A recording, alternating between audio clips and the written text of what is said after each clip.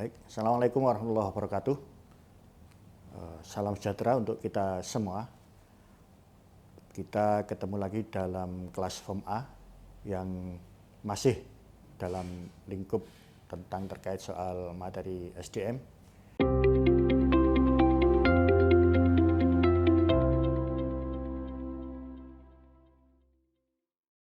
Dan untuk materi kali ini kita akan mendapatkan beberapa sumber, baik itu dari Bawaslu Kabupaten Malang sendiri, ada juga kolega kita dari Bawaslu Kota Malang. Saya Ana Al-Maghfirah, Kordif SDMO Bawaslu Kota Malang. Dan tentu juga tidak lupa Bawaslu Kota Batu sebagai bagian dari Malang Raya ini. Saya Abdurrahman, Ketua Bawaslu Kota Batu, juga mengampu Divisi Sumber Daya Manusia dan Organisasi plus Data dan Informasi. Kami di Kota Batu mengampu 3 divisi itu karena kami memang pimpinannya hanya 3 pimpinan, sehingga masing-masing ada rangkap jabatan atau jabatan divisi. Dan tentu ini dikandung maksud untuk bisa memudahkan para pegiat atau para pemerhati kepemiluan, khususnya tentang kepengawasan, dan lebih khusus lagi terkait soal pengelolaan SDM dalam organisasi Bawaslu di tingkat kabupaten kota. Oke, bisa kita mulai, Mas. Mungkin bisa dipandu dengan apa saja yang harus saya sampaikan pada kesempatan ini.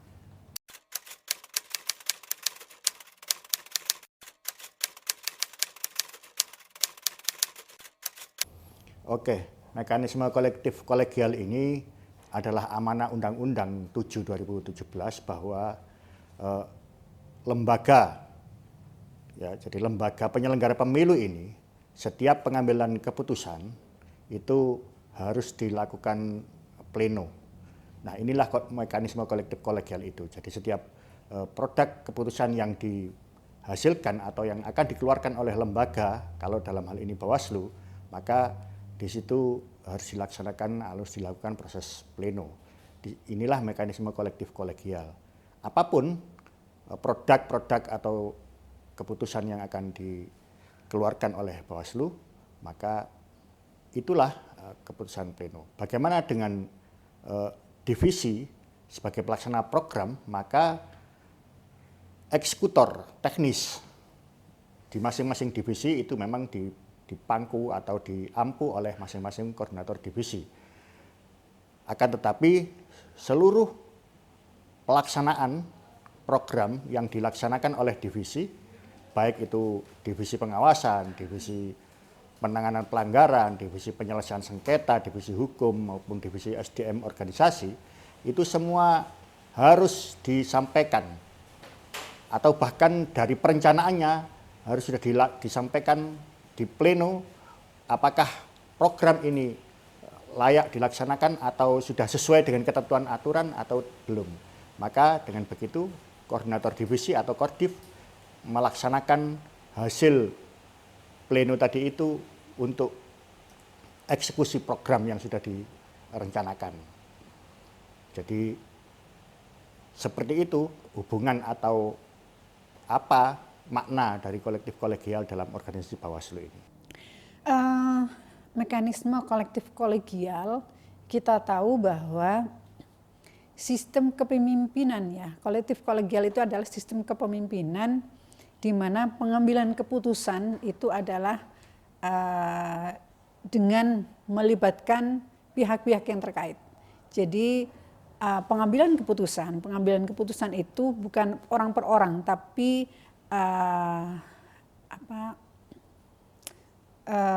melibatkan pihak lain. Nah, di sini Bawaslu itu model atau sistem kepemimpinannya adalah kolektif kolegial. Nah, jadi keputusan atau kebijakan yang diambil oleh Bawaslu itu adalah kebijakan atau keputusan yang keputusannya itu secara kolektif kolegial. Nah,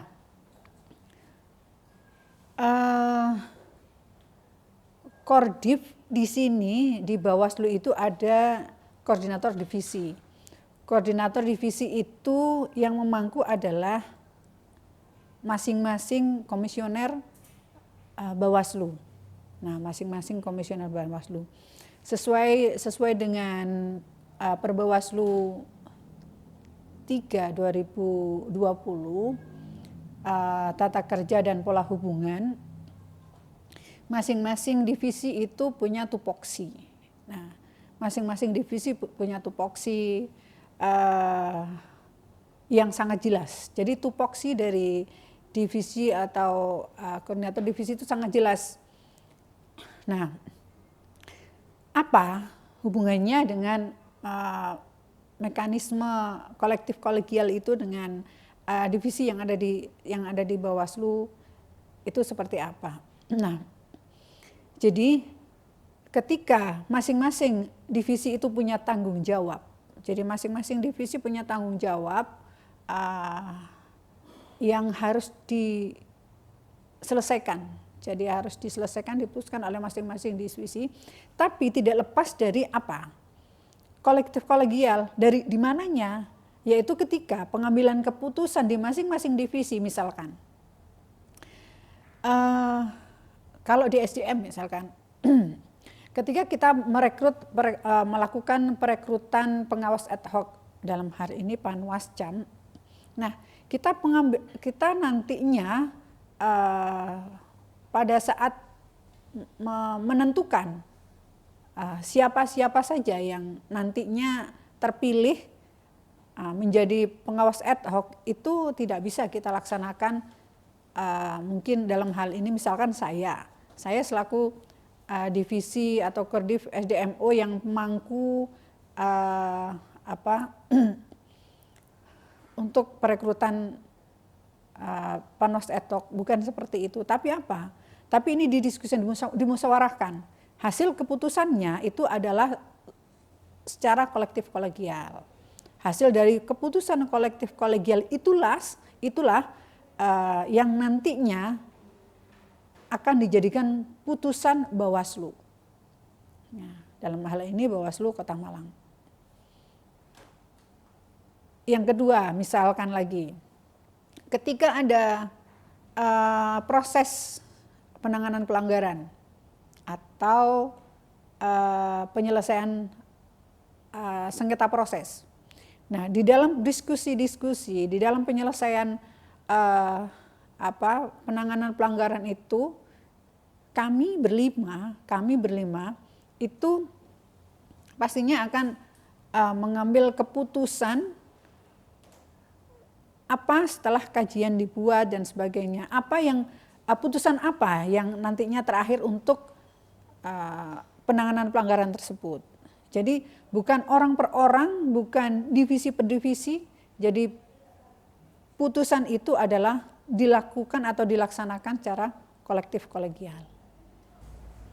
Menurut kami, mekanisme kolektif kolegial dan koordinator divisi sebagai pelaksana program divisi itu adalah bagian sistematika kerja kami dalam pimpinan.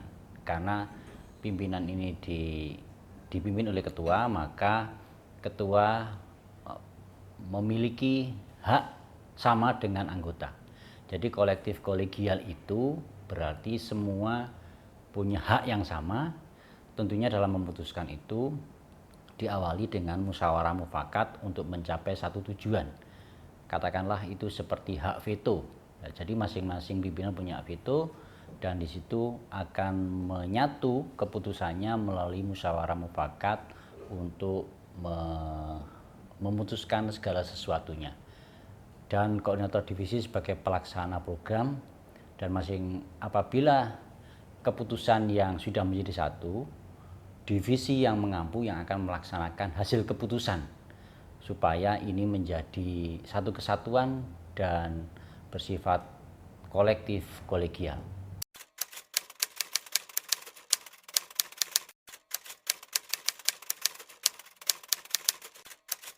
Ya, Nah, di sini kita itu dituntut untuk kolektif kolegial.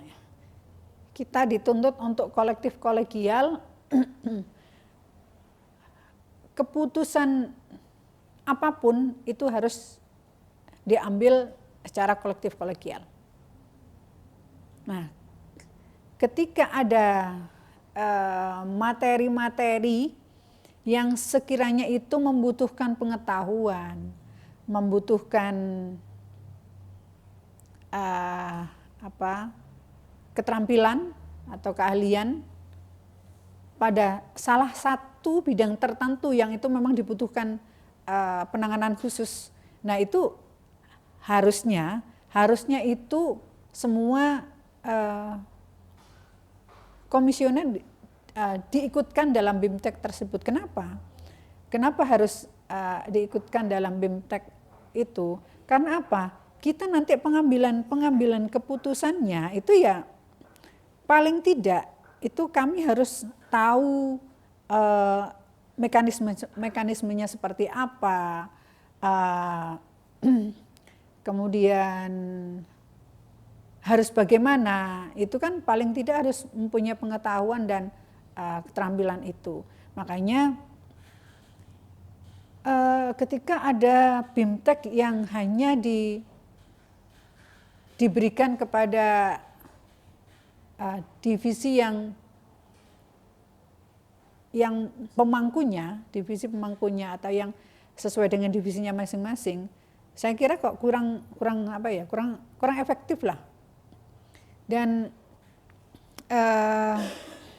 selain kurang efektif, ya nantinya hasil putusannya bisa-bisa tidak maksimal.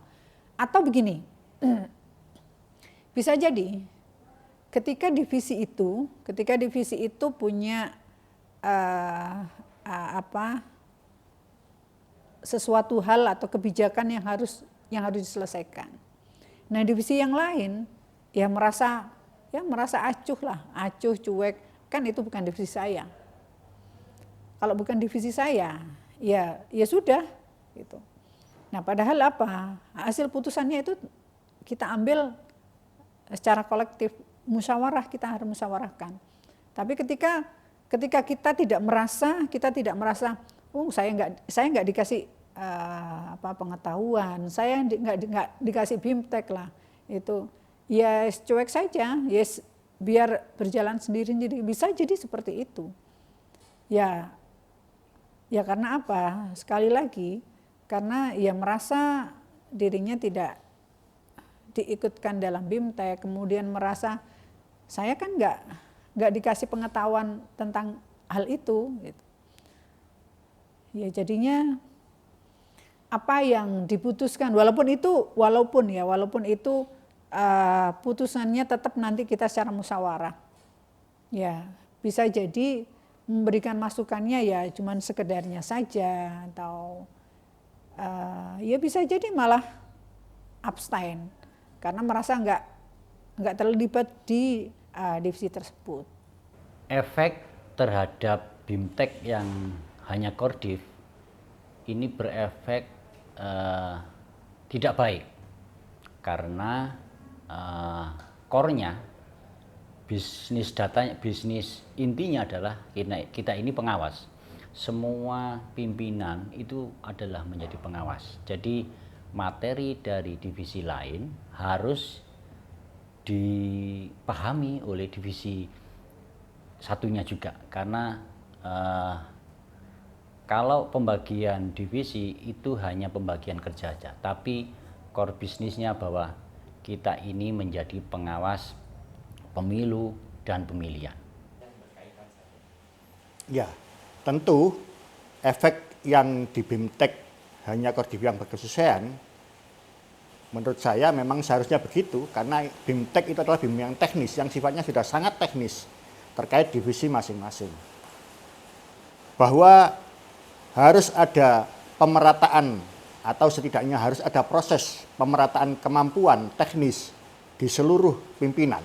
Iya, tetapi untuk mendapatkan materi bimbingan teknis secara langsung dari organisasi atau dari Bawaslu lebih atasnya, kalau dalam hal ini dari Bawaslu Provinsi misalnya, maka BIMTEK masing-masing Kodim ini seharusnya memang seperti itu. Sehingga ketika bimbingan teknis ini disampaikan diharapkan bisa lebih efektif dan bisa lebih tepat sasaran. Ketika kita setelah menerima BIMTEK, materi BIMTEK, maka kita bisa lanjutkan sebagai bentuk proses atau upaya pemerataan pemahaman itu dalam forum pleno atau dalam forum diskusi-diskusi lepas dengan pimpinan yang lain untuk menyampaikan atau untuk menginformasikan hasil BIMTEK yang sudah didapat dari divisi yang ada. Apakah kalau divisi SDM misalnya habis mendapatkan bimbingan teknis terkait soal tata kelola arsip misalnya, maka setelah sepulang dari BIMTEK, saya akan sampaikan itu ke pimpinan yang lain bahwa arsip kita itu harus begini. Itu menurut ketentuan atau bimbingan teknis yang sudah kita dapatkan. Nah, kira-kira begitu.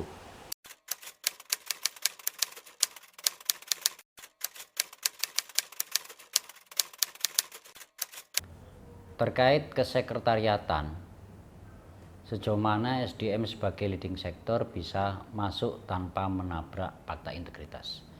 Sejauh ini kesekretariatan adalah fasilitasi pimpinan, sehingga SDM itu hanya mengatur bagaimana SDM itu membagi tugas habis setiap pekerjaannya.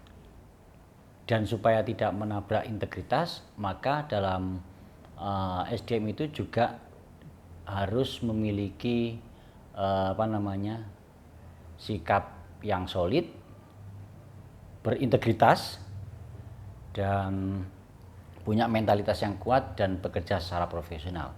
Dengan SIM P tersebut, barangkali fakta integritas maupun pembagian tugas itu akan dijalankan oleh kesekretariatan dengan baik. Jadi SDMO memang di undang-undang atau di Perbawaslu 3 2022 itu adalah leading sektor terkait soal hubungan atau terkait soal dengan kesekretariatan ini. Maka menjadi tugas atau tupoksinya divisi SDM memang untuk mengampu terkait soal kegiatan pelaksanaan tugas-tugas kesekretariatan ini dipertanggungjawabkan atau disampaikan rencana dan pelaksanaan programnya ke divisi SDM. Sebagai bahwa ada fakta integritas, dan fakta integritas ini tidak hanya pada divisi SDM tetapi ke seluruh pimpinan. Di situ dikandung maksud agar kita pimpinan tidak terlalu masuk secara teknis dalam hal pengambilan atau dalam hal eksekusi penata laksanaan keuangan. Secara teknis kita tidak boleh masuk terlalu jauh ke sana. Bahwa kita pimpinan harus mendapatkan laporan terkait soal posisi keuangan bagaimana, sekarang sedang ada kas berapa dan sedang ada kebutuhan apa atau sedang kegiatan apa yang bisa dilaksanakan yang disediakan oleh anggaran, nah itu iya. Tetapi ketika sudah masuk ke wilayah-wilayah teknis terkait soal bagaimana cara membuat laporan keuangan, bagaimana itu sudah ranahnya kesekretariatan. Maka tidak perlu lagi ada istilahnya menabrak fakta integritas itu. Sehingga karena memang kita sudah diatur secara jelas di Perbawaslu tupoksi kita masing-masing, dan juga ada fakta integritas yang tentu itu memberikan guidance kita untuk tidak melakukan atau tidak sampai menabrak yang istilahnya kalau di sini diistilahkan menabrak fakta integritas itu. Sehingga ketika kita berjalan sesuai tupoksi masing-masing, maka proses saling mengisi, proses saling atau fungsi dari kesekretariatan itu untuk dukungan operasional dan dukungan yang membuat kegiatan pimpinan, kegiatan pengawasan itu berjalan dengan baik, maka disitulah akan terjadi ketika kita saling memahami terkait tupoksi kita masing-masing. SDMO itu punya tupoksi perencanaan dan anggaran memang ya, punya perencanaan, tupoksi perencanaan dan anggaran. Sebenarnya kita masuk itu kita punya kewenangan sih, kita punya kewenangan untuk masuk, tapi tidak sampai terlalu dalam atau tidak sampai menabrak fakta integritas. Misalkan seperti ini.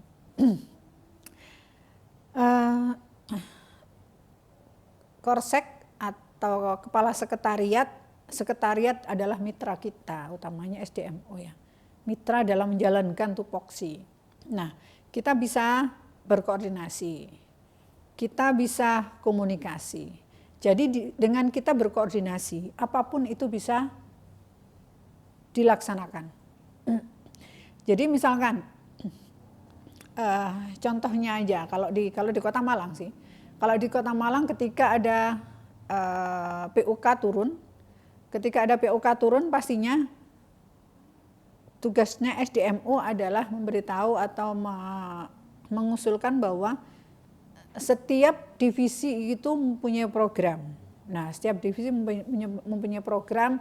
Nah, program-program yang sudah ada itu tadi, nah kita masukkan ke dalam POK yang sudah ada. Nah, kita masukkan ke dalam POK yang sudah ada. Sekretariat itu tugasnya mensinkronkan. Ini sesuai enggak? Jadi antara perencanaan yang dibuat dengan POK yang ada itu sesuai apa tidak? Nah, ketika tidak ada atau ketika tidak sesuai, itu pastinya harus dikoordinasikan. Enggak boleh dengan serta-merta misalkan begini. Ini kegiatan program ini enggak ada di anggaran, langsung dihapus oleh pihak sekretariat. Ketika ada kelebihan anggaran misalkan, terus tiba-tiba pihak sekretariat langsung dihapus. Atau ketika tidak ada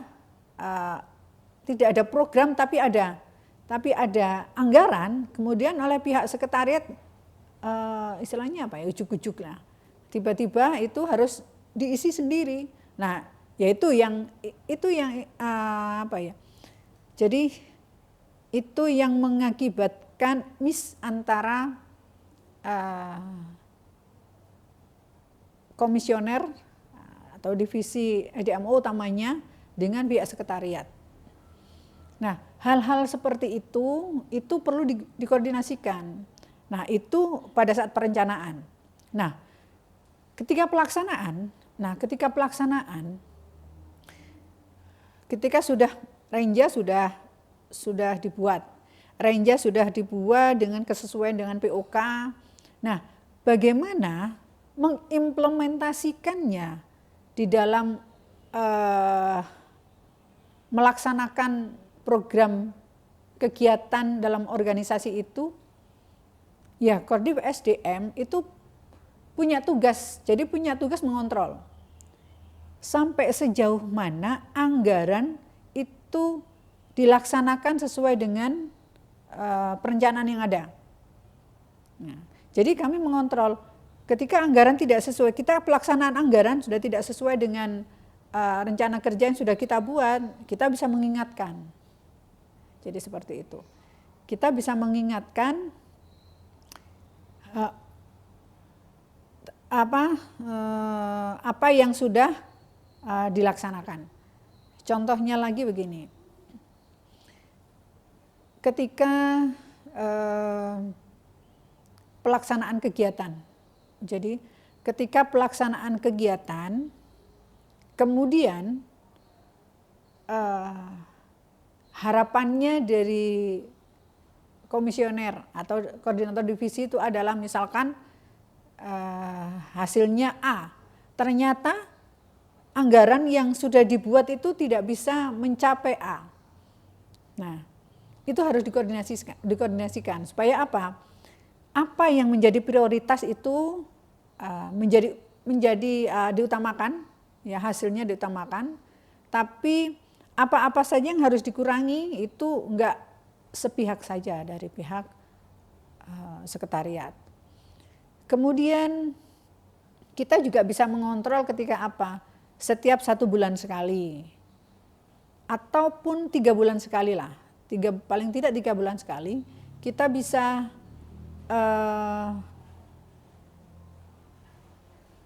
melihat, ya, meminta kepada sekretariat, dalam hal ini kepala sekretariat, karwas yang sudah dibuat. Jadi dalam 3 bulan itu karwasnya kita minta. Dari situ kita lihat, dari rencana kerja atau rencana program yang sudah kita buat, kemudian anggaran yang sudah ada, sudah sesuai atau tidak. Nah, kemudian program-program apa saja yang belum terrealisasi, itu kita bisa sampaikan kepada sekretariat. Jadi seperti itu.